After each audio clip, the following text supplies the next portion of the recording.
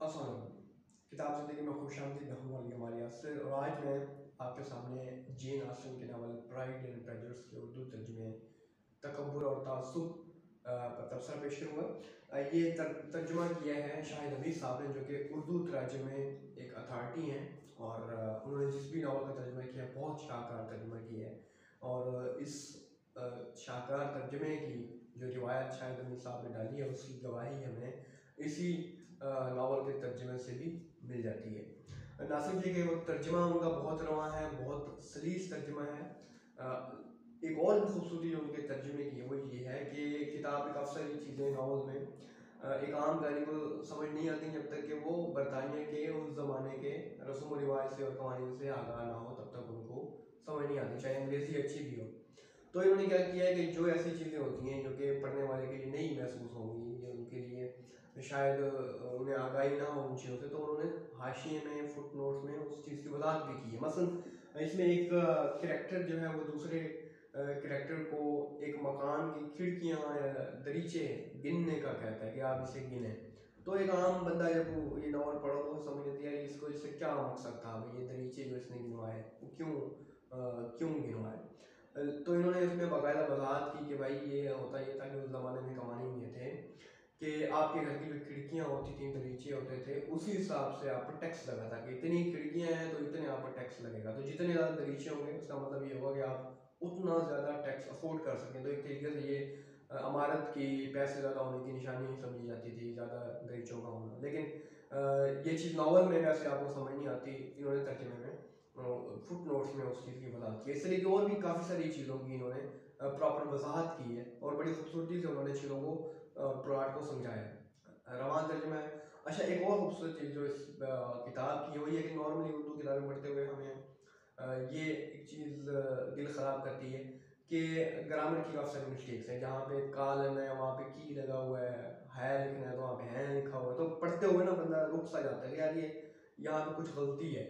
अगर आप रेगुलर पढ़ते हैं तो इस तरह की गलतियों पर आप रुक जाते हैं। लेकिन इस किताब में जो कि रीडिंग ने शायद की है, इस तरह की कोई भी चीज़ मेरे सामने नहीं आई। अगर कोई हो भी तो शायद एक आध हो उस पूरी 500 सवाल की किताब में। सो ये एक ऐसी चीज़ है जिस पर रीडिंग्स को क्रेडिट मैं दूंगा कि इन्होंने इसकी प्रूफ रीडिंग भी बहुत अच्छी की है। सो ओवरऑल तर्जुमा भी अच्छा है, प्रूफ रीडिंग भी अच्छी है।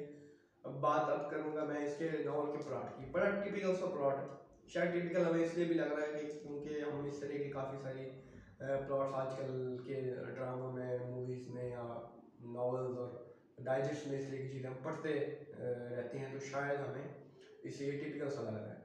प्लॉट ये है कि जी एक लड़की है जो कि मिडिल क्लास से ताल्लुक़ रखती है, बल्कि लड़की है उसकी पूरी फैमिली मिडिल क्लास और एक और फैमिली है और उनके कुछ दोस्त अहबाब हैं वो उमरा के तबके से ताल्लुक़ रखते हैं।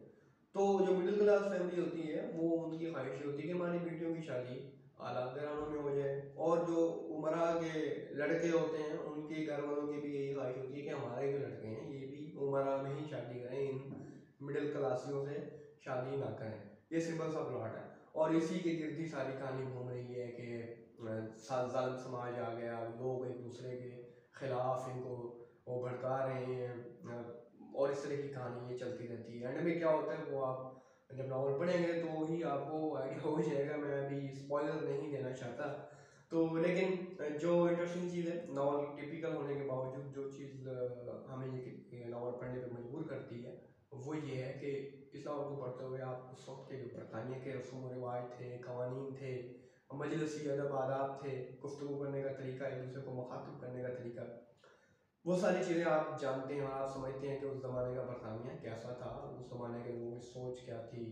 और काफ़ी सारी जो चीज़ें हैं वो बड़ी हैरानकुन भी हमारे सामने आती है। मसलन कि उस ज़माने के जो उमरात हैं चाहे वो जितने भी अमीर हों, वो जब शादी की पेशकश करते थे तो उसमें वो बाकायदा बार्गेनिंग भी बात किया करते थे कि भाई हम आपसे आप इतने पैसे यानी लेंगे, लड़के वाले लड़की वालों से इतने पैसे लेंगे, या इस तरह की चीज़ें बड़ी ओपनली उसमें डिस्कशन होती थी, जो कि आजकल बड़ा मायूस समझा जाता है। इसी तरह नावल में जो है वो एक जगह पे हमें लड़की को बेसिकली इन्होंने दिखाया कि वो बड़ी कह लें कि खुद सर कह लें या वो किसी को खातिर में नहीं आती, तो उसको उसका बाप कहता है कि जी तुम्हारा शोहर जो तुमसे सुपीरियर है। तो इस तरह की चीज़ अगर आजकल कोई लिखे तो मेरा ख्याल है उसको बड़ा शोर शराबा मच जाएगा कि भाई दोनों तो इक्वल हैं वगैरह वगैरह। बट क्लासिक्स में इस तरह की चीज़ें हमें पढ़ने को मिल जाती हैं जो कि आजकल कोई लिखेगा तो बड़ा उसे फटा बन जाएगा। तो उसका बाप उसे कहता है कि तुम्हारा शोहर तुमसे सुपीरियर है, तुम उसकी खिदमत वगैरह कर रही हो। तो उस ज़माने के बरतानिया की चीज़ें हमें इसमें काफ़ी सारी पढ़ने को मिलती हैं और उस ज़माने के रसूम रवाज से हमें आगाही होती है। सो ओवरऑल अच्छा तर्जमा, मयारी तर्जमा और अच्छी प्रूफ रीडिंग के साथ मुनासिब कीमत है। टोटल 600 रुपये की ये 500 सफ़ों की किताब है, रीडिंग से आपको मिल जाएगी। अगर आप इस तरह के नावल पसंद करते हैं तो आप ज़रूर ये नावल पढ़ें। इंसानी जज्बात की अक्कासी की गई है, इंसान के सोचने के अंदाज के बारे में बात की गई है। इसके साथ ही आप मुझे इजाज़त दीजिए, लेकिन इजाज़त लेने से पहले वही एक रिक्वेस्ट कि जनाब वीडियो को लाइक करें, शेयर करें, मेरे पेज को फॉलो करें, सब्सक्राइब करें, दोस्तों को भी इस पेज के बारे में बताया ताकि ज़्यादा से ज़्यादा किताब पढ़ने वाले इस पेज से मुंसलिक हो सकें। कमेंट्स में अपनी आरा का इज़हार करें। दुआ में याद रखें। अल्लाह हाफ़िज़।